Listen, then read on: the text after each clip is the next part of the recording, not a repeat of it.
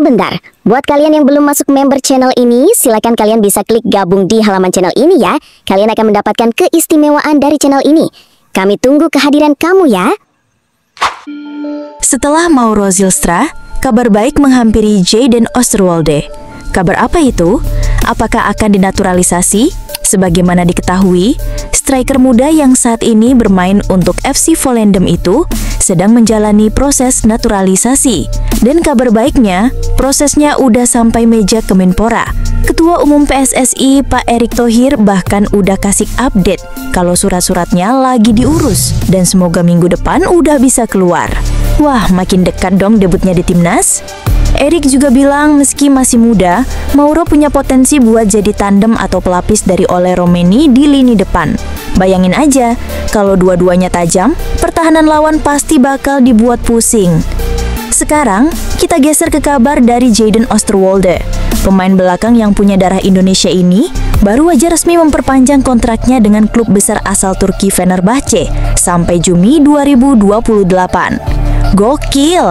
Jayden baru aja comeback dari cedera panjang. Kurang lebih 200 hari, dia harus absen dari lapangan hijau.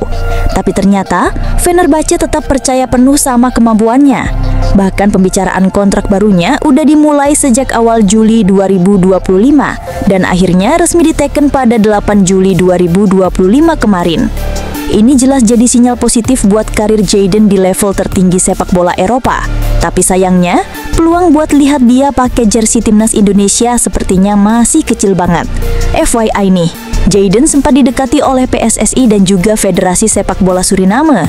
Tapi dia dengan jujur bilang, meskipun gak langsung menongak, saat ini dia masih fokus buat mengejar mimpi main bareng timnas Belanda. Dalam wawancaranya, Jayden bilang gini, "Saya belum pernah bilang tidak, tapi sekarang itu belum jadi agenda saya.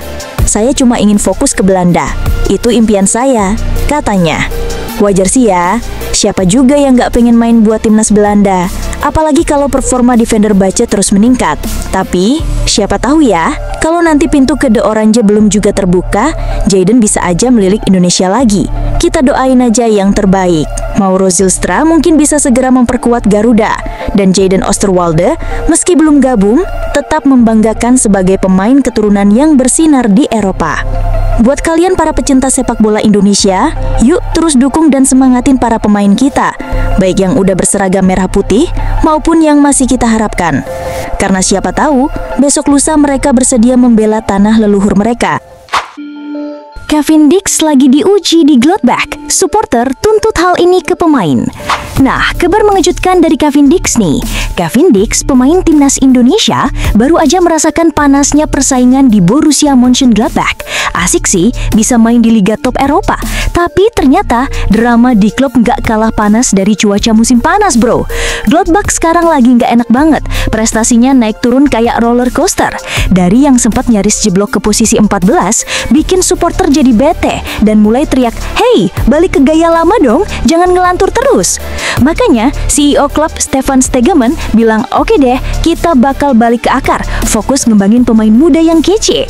Tapi, suasana di klub malah kayak sinetron, penuh drama. Ada konflik pemain, kritik yang gak ada habisnya, sampai insiden kontroversial di luar lapangan. Jadi makin panas dan bikin suasana di stadion gak seru.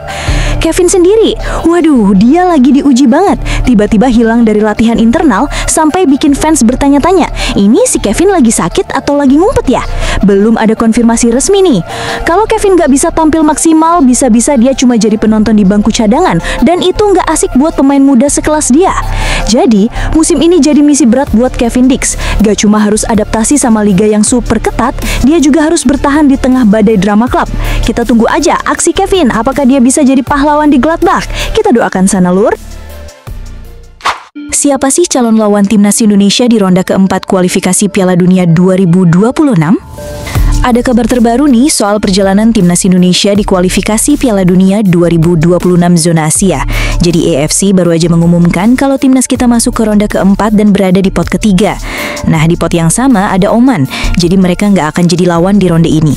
Ronde keempat bakal digelar mulai tanggal 8 sampai 14 Oktober 2025 dan undian grupnya bakal dilakukan pada 17 Juli di markas AFC di Kuala Lumpur, Malaysia. Total ada 6 tim yang lolos ke babak ini dan mereka akan dibagi jadi 2 grup. Seru kan? Tapi tentu aja tantangannya makin berat. 2 negara jadi tuan rumah ronde keempat, Arab Saudi dan Qatar. Nah, mari kita bahas calon lawan yang mungkin bakal dihadapi timnas Indonesia. Pertama, Arab Saudi. Tim ini sudah bukan lawan asing karena kita pernah bertemu di ronde sebelumnya. Walaupun mereka lebih diunggulkan, tapi timnas Indonesia bisa belajar dari pertemuan itu dan berusaha memberikan kejutan. Kedua, Qatar. Kalau Qatar, timnas kita belum pernah ketemu generasi sekarang, tapi Qatar punya catatan kandang yang sangat kuat selama kualifikasi ini. Jadi hati-hati kalau bertemu mereka di kandang mereka sendiri. Lalu ada Irak dari pot kedua. Ini bisa jadi lawan yang cukup berat karena dari 3 pertemuan terakhir antara Irak dan timnas Indonesia di 2023-2024, Irak selalu menang. Mereka juga punya pemain muda berbakat seperti Zidane Iqbal yang perlu diwaspadai. Satu lagi dari pot kedua adalah Uni Emirat Arab. Tim ini punya banyak pemain naturalisasi berdarah Latin yang jadi andalan. Dengan gaya main cepat dan fisik yang kuat, UAE jelas bukan lawan yang bisa dianggap remeh. Jadi siapapun lawannya nanti, timnas Indonesia harus tetap percaya diri dan siap memberikan yang terbaik. Ronde keempat ini adalah kesempatan besar buat skuad Garuda untuk membuktikan kualitasnya dan semakin dekat ke panggung Piala Dunia.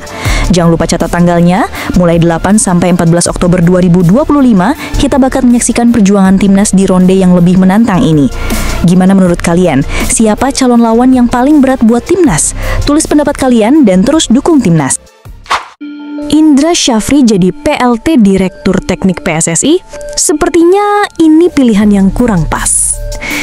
Baru-baru ini PSSI mengumumkan bahwa Indra Syafri kembali masuk ke jajaran mereka. Kali ini sebagai pelaksana tugas Direktur Teknik. Kok malah jadi tanda tanya besar ya? Kenapa harus Indra lagi? Apakah ini benar langkah maju atau malah sinyal bahwa sepak bola kita masih stuck di masa lalu? Indra Syafri memang punya track record bagus sebagai pelatih timnas U19. Tapi, posisi Direktur Teknik PSSI itu bukan sekadar soal pengalaman melatih, melainkan peran strategis untuk mengembangkan sepak bola secara menyeluruh di Indonesia. Artinya, butuh sosok dengan visi yang segar, terupdate, dan berani membawa perubahan. Masalahnya, menunjuk Indra seperti memberi pesan bahwa PSSI masih belum siap move on dan terus mengandalkan figur lama. Padahal zaman sudah berubah, tantangan sepak bola Indonesia juga makin kompleks. Harusnya PSSI cari sosok yang bukan cuma aman, tapi juga punya semangat inovasi dan kemampuan manajemen modern. Apalagi sebelumnya PSSI sudah menunjuk Jordi Cruyff sebagai penasehat teknis yang membawa pendekatan baru untuk timnas.